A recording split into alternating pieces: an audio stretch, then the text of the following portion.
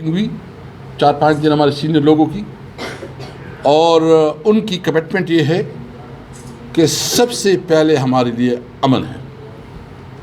अमन के लिए जितनी भी फंड ज़रूरत होगी, पुलिस को जितनी स्ट्रेंथन करने के लिए रिक्वायरमेंट होगी, वो तमाम होगा।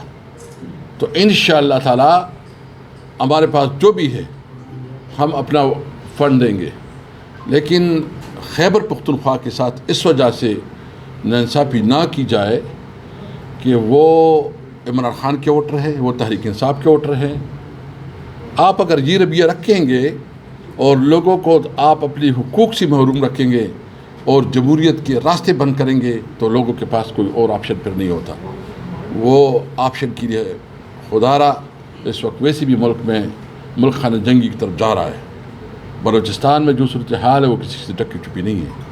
हमारे मर्ज इलाकों में बहुत तेज़ी से जो कुछ हो रहा है वो आप सारे सबके नोटिस में है। और ख़तरनाक सूरत हाल ये है कि इस वक्त जो अफ़गानिस्तान के साथ वाक़यात हुए, तो वो और भी हमें लॉ एंड ऑर्डर की सिचुएशन में हमें चैलेंजेस हैं।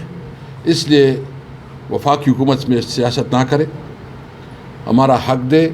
और हम इंशाअल्लाह अपने लोगों से ये वादा करते हैं कि हम अमन व अमान के लिए कोई कंप्रोमाइज़ नहीं करेंगे, और अमन व अमान के लिए जो बुनियादी स्टेप लेने हैं हम अपनी सूबे की जितनी भी पॉलिटिकल पार्टीज़ हैं, तमाम पॉलिटिकल पार्टीज़ को अपने साथ लेके चलना चाहते हैं।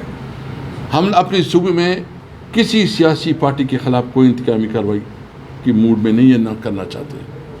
अब अपने सूबे में जो अमन व अमान के लिए जरगे और सिविल सोसाइटी और जितनी भी स्टेक होल्डर सबको ऑन बोर्ड करके, और सबसे अहम जिस इलाकों में अमन व अमान का मसला या दहशतगर्दी है, उस इलाके की आवाम को हम उनकी मशावरत से पॉलिसी बनाएंगे और आगे बढ़ेंगे।